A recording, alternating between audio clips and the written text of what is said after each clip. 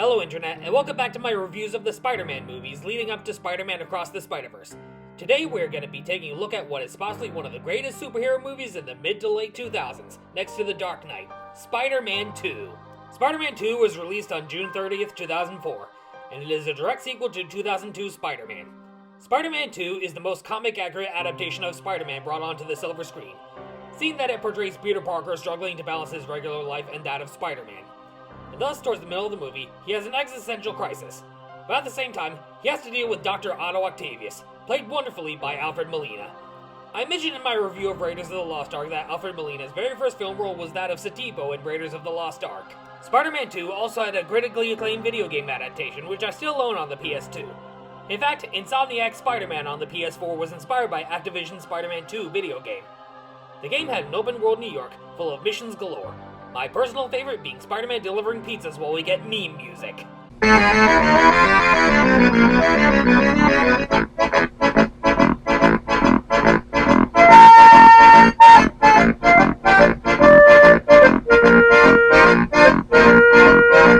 Speaking of pizza time, Spider-Man 2 starts off with Peter Parker as a part-time delivery driver for Joe's Pizza, where they have a 29-minute guarantee.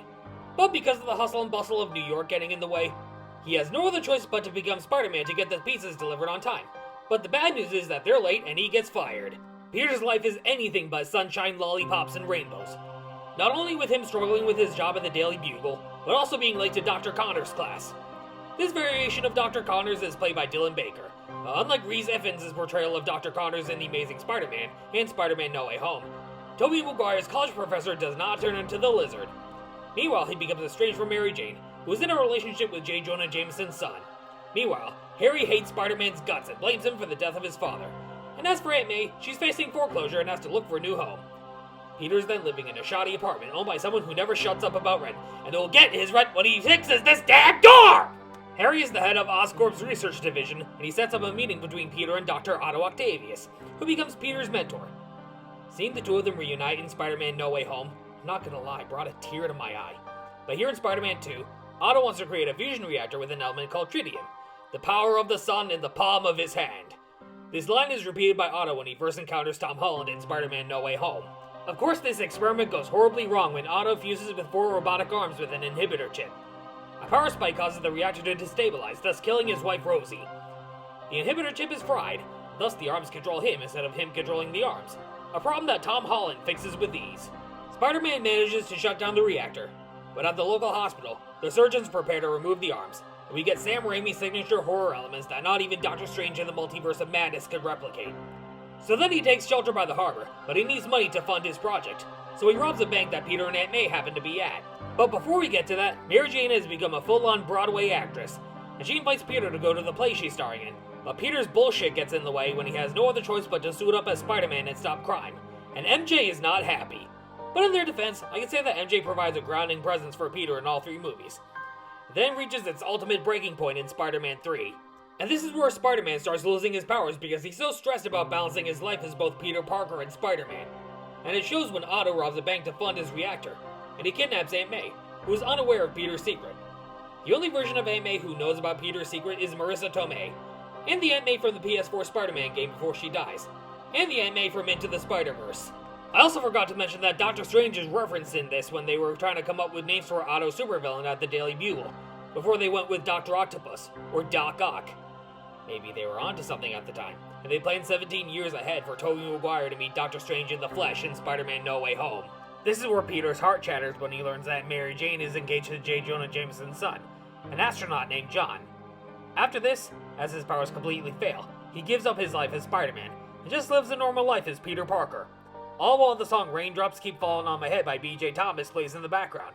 Since then, he excels at his college where Dr. Connors is teaching, and he manages to see Mary Jane's play. Peter then reveals the truth about Uncle Ben's death to Aunt May, but she forgives him. At the same time, crime rates in New York get worse without Spider-Man. Doc Ock then heads over to Harry's mansion to look for the tritium to complete his reactor, and Harry agrees to give it to him in exchange for Spider-Man. And he tells him that Peter Parker is the key to finding Spider-Man, since Peter takes pictures of Spider-Man for the Daily Bugle. Peter is then ambushed at a coffee shop, and Doc Ock captures Mary Jane, Thus he gets his powers back, and his suit, which was hung up on the wall at the Daily Bugle, and thus Spider-Man is back. Spider-Man then chases Doc Ock onto a train which goes out of control.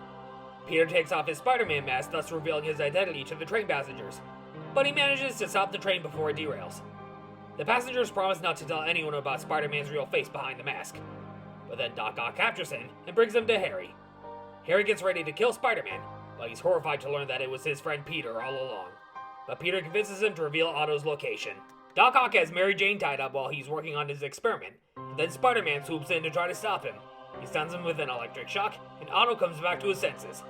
This is where Spider-Man's identity is revealed not only to Otto, but Mary Jane as well. And Peter repeats to Otto what Aunt May said to him about giving up on his dream for the greater good. So then he shuts down the reactor while also drowning in the process. But in another universe, Tom Holland botches a spell where he tries to get the world to forget that Peter Parker is Spider-Man, after Mysterio exposes his identity to the world at the end of Spider-Man Far From Home. This causes Otto to escape death and enter the MCU to fight with Tom Holland, and during that fight, Otto is shocked to learn that Tom Holland is not the Spider-Man he was fighting with before.